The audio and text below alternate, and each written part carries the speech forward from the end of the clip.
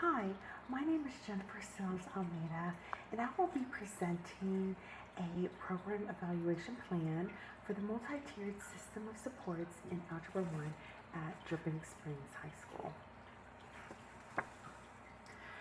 This program evaluation plan outlines a comprehensive mixed methods approach to assessing the effectiveness of the multi-tiered system of supports MTSS implementation in Algebra 1. Specifically, this evaluation will assess whether Tier 1 instruction as well as Tier 2 and Tier 3 interventions are implemented as intended across classrooms and whether these practices result in measurable improvements. This comprehensive mixed methods approach that we will be looking at looks at implementation fidelity, how it impacts student outcomes, as well as achievement gaps of diverse student groups, subgroups in special education, emergent bilingual, as well as economically disadvantaged students. So Algebra 1, it plays a critical role in determining students' readiness for advanced coursework and overall high school success. Some challenges that students have are working on multi-step problems, also problem solving and reasoning. Thus, there needs to be an effective program emphasizing the critical role of responsive, data-driven instruction.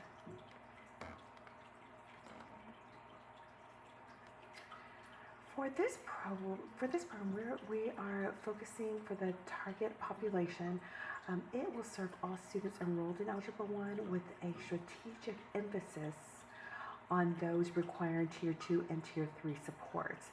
This includes students groups that have demonstrated lower levels of academic performance and also slower rates of growth compared to their peers, such as students in these subgroups of special education services, SPED, emergent bilingual, EB students, and students identified as economically disadvantaged. Looking at the MTSS framework, it involves implementing high quality standards, aligned Tier 1 instruction, supplemented with the Tier 2 targeting support and Tier 3 intensive support.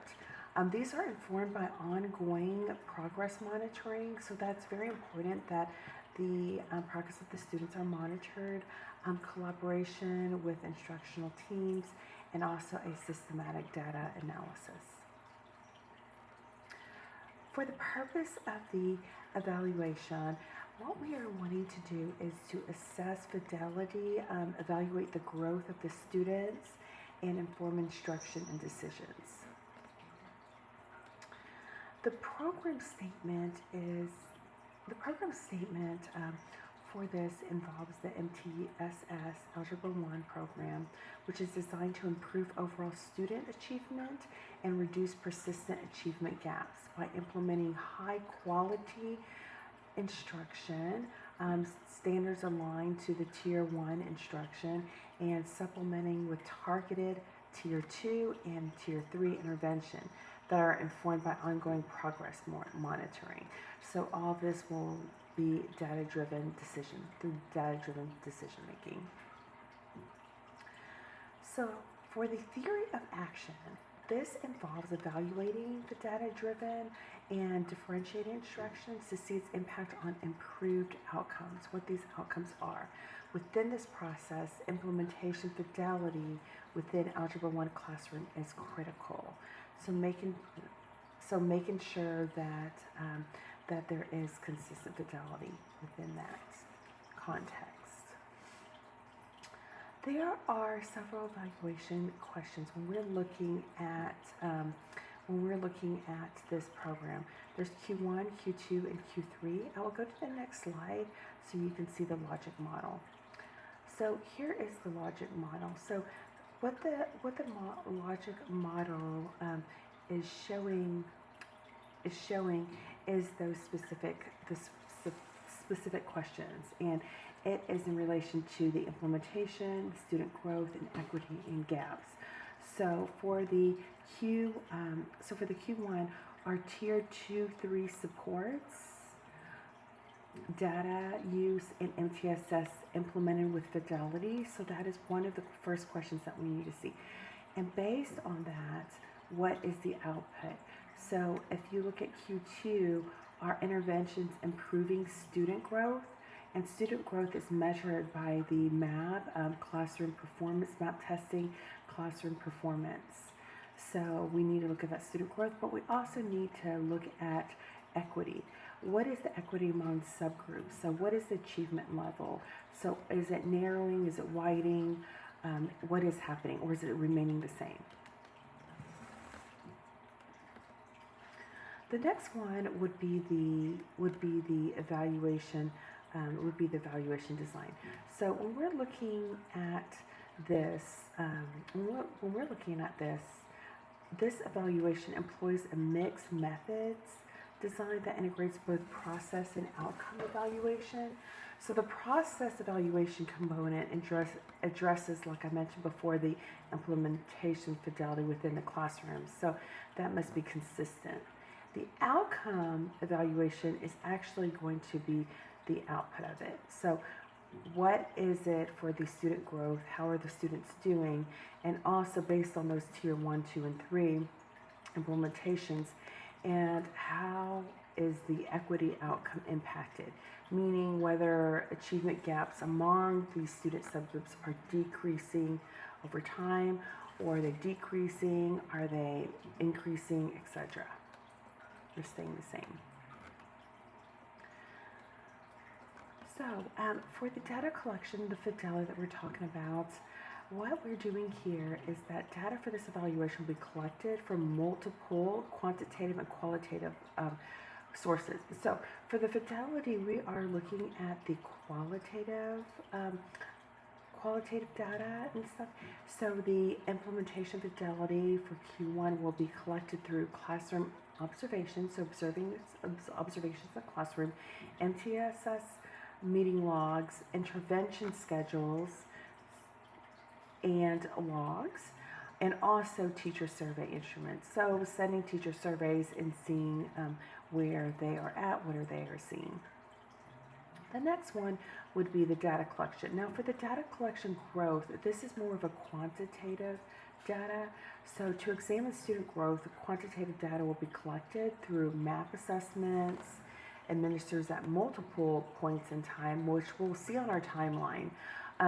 And it will look at TEKS aligned common assessments, formative assessments, which are assessments given within the class period, and progress monitoring data, which will see how the growth of the students has been for students receiving targeted interventions. Now for the data collection for the equity, again, that's that Q3 question in regards to the subgroups, what is happening there regarding achievement. To evaluate equity and achievement gaps, data will be disaggregated by student subgroups. So this means special education, SPED, emergent bilingual, EB students, and also economically disadvantaged students. Data sources will look at MAP results, subgroup performance on classroom assessments, and also intervention participation data to see how that equity is. Are we narrowing the gap? Is it gap widening, or is it remaining the same?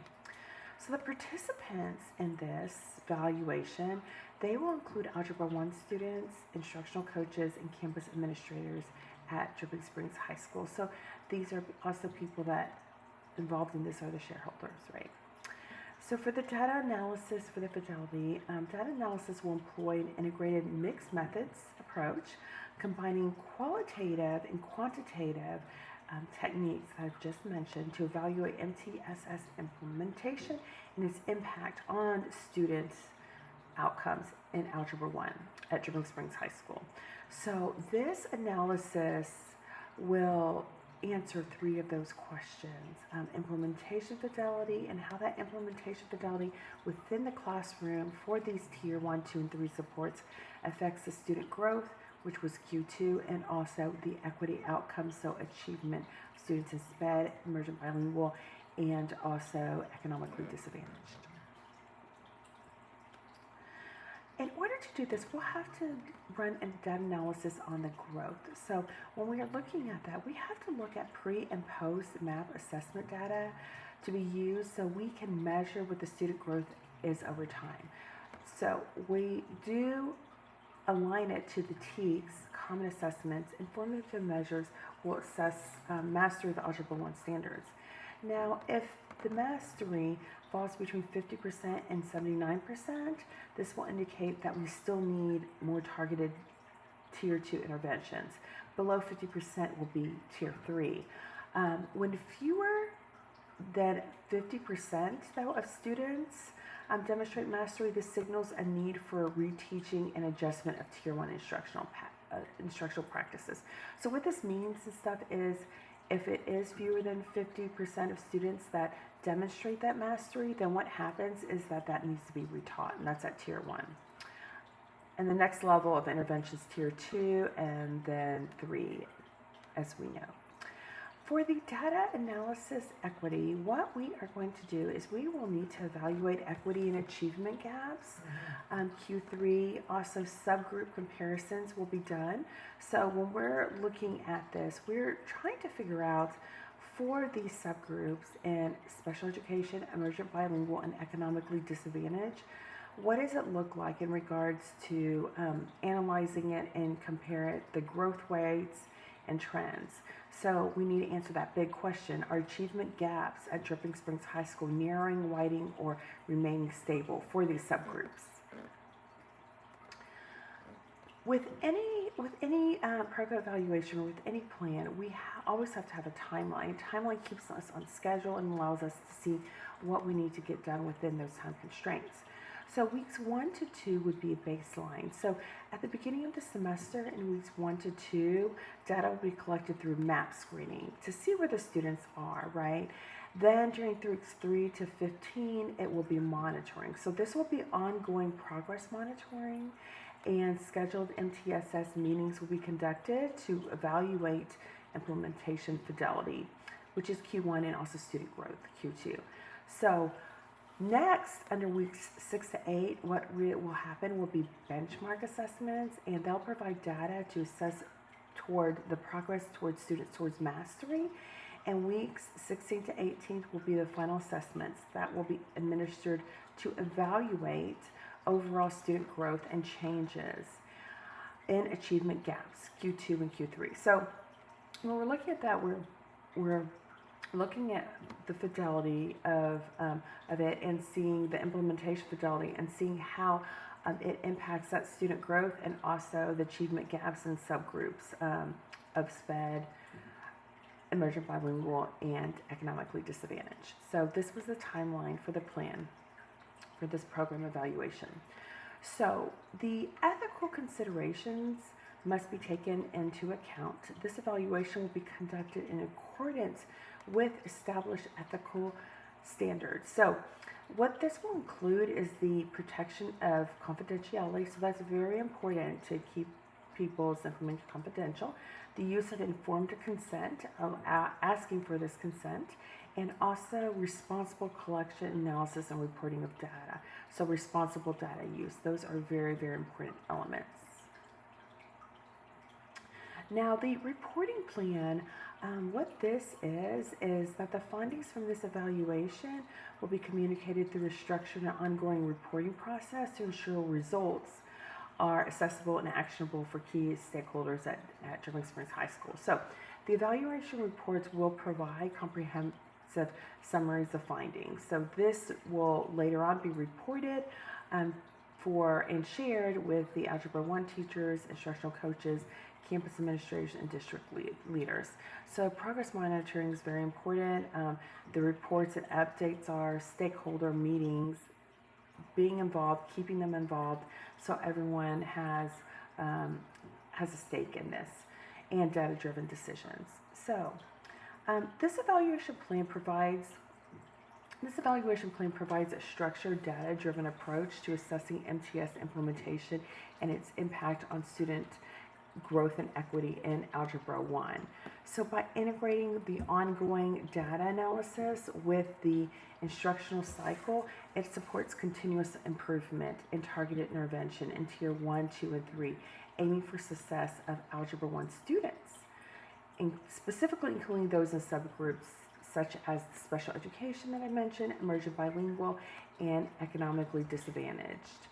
So by looking at this, we will have, this gives us an idea of what this program involves and how it's data driven and what the MTSS implementation does and the results in the ongoing data analysis with instructional cycle, the targeted intervention, and how that will aim for success for all Algebra 1 students.